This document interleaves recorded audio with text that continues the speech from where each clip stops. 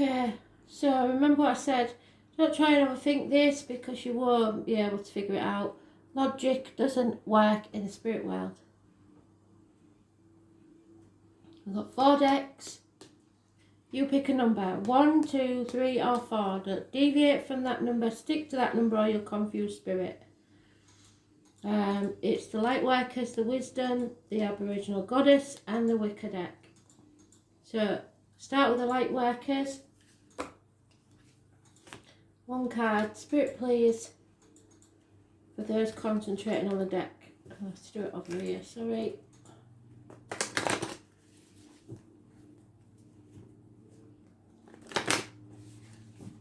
Keep concentrating on your deck. And what do you need to know?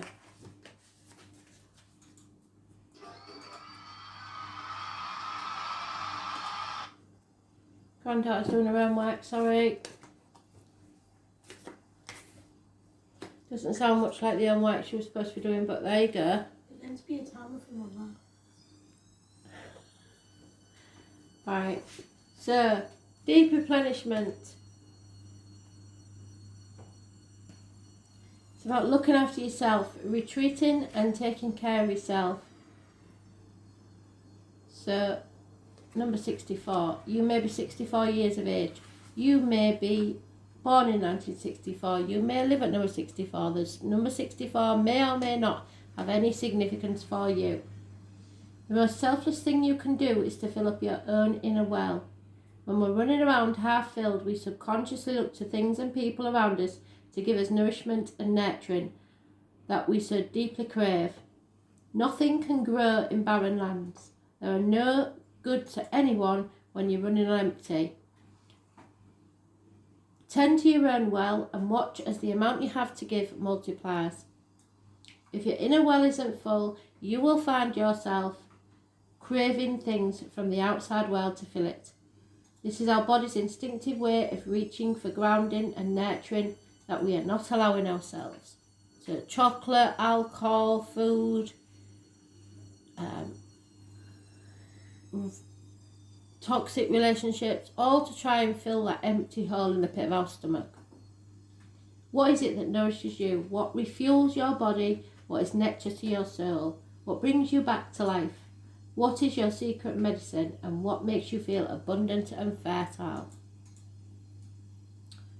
It may be gardening, flowers, getting a massage, snuggling up on a couch, hiking, sipping coffee at your favourite cafe, attending a meeting with women, reading about stuff, or spontaneous bike rides, walking on the beach, or yoga. There are many other things. It may be just sitting down, having a fag and a cup of coffee with a couple of biscuits and chatting on the phone. Do something that replenishes you today, just for you, not for anybody else. People won't like it, but it's time to do something for you.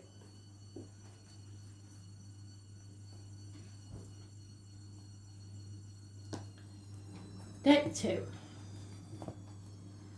the Wisdom deck. If you pick this deck, concentrate on the cards.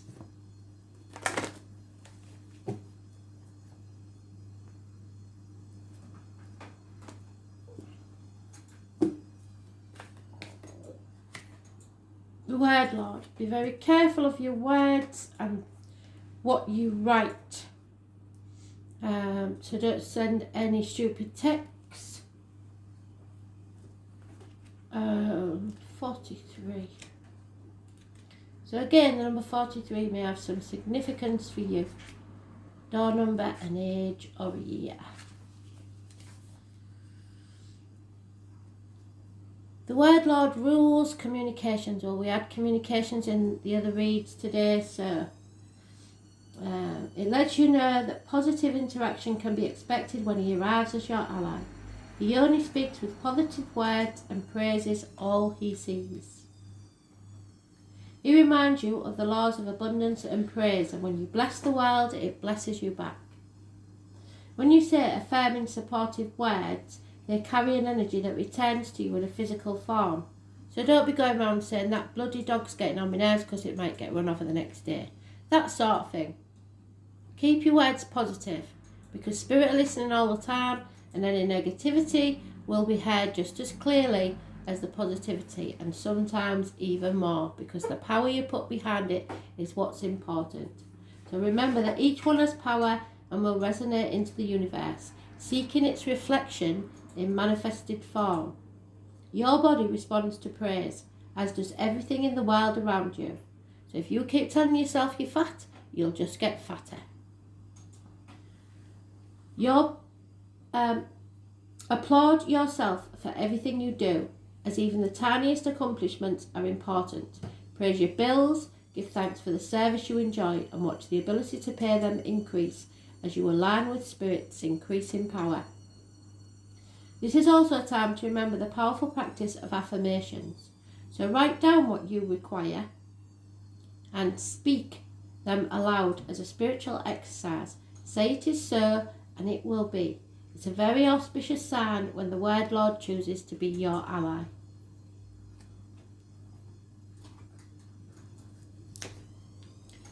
Deck 3.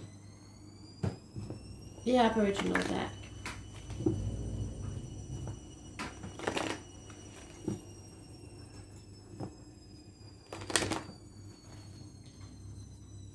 One card, Spirit, please.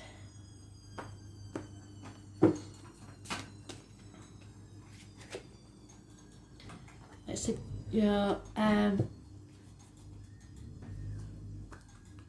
think it's your sacral chakra, I'm not sure, wait a minute, 1 minute. Yeah, your sacral chakra, it's your gut instinct. It teaches us how to be happy and confident. She is happy and represents herself as confident and sociable. Her skills in working harmoniously with others often leads her to success in whatever she puts her energies to. Even when others perceive that she has failed in a task, she does not see it that way, and her enthusiasm and self-assuredness sees it only as a minor setback. She will always embrace the lessons to be learned as part of her adventure. The Orange Chakra Fairy has a zest for life, such as you do, and people watch you flit by without the baggage or inhibitions, and may find it difficult to understand you as a deep and meaningful, thoughtful person. On the outside, you appear to be a happy person, full of life, always seeking the next adventure. However, you are much deeper than this. Your behaviour of heading straight into a burning building when everyone else is exiting tends to scare people and leads them to believe that you are reckless. On the contrary, you possess an insatiable need to lead a full life and experience all the lessons that Spirit has to offer you. So don't just succumb to fears of others. Continue to live your life to the fullest, and people will begin to understand your courage as being a positive example of strength of character. And finally, the Wicker card. So excuse the washing machine, we seem to have a lot of interruptions today, don't we?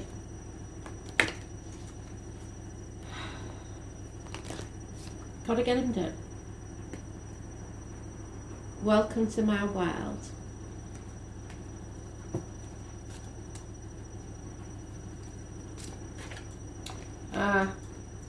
Number 11. I believe this is our friend that I can't say, but I do attempt it. Lugnasad. It's the 1st of August. Lugnasad is Lammas or Loafmas, and for some of you, I believe the Jewish people especially will know what that means more than me. It's an ancient tradition of baking and eating bread with others. In the cycle of life, sacrifices must be made, and they must be made willingly if they're to have any spiritual effect. Don't let anyone push you to offer more than you are ready to give at this time. You will be asked to make an offering or a sacrifice. You have to offer yourself for service, but someone may be withholding themselves from you or you from them. What are you withholding, and how are you withholding your gift from the world? Thanks for listening.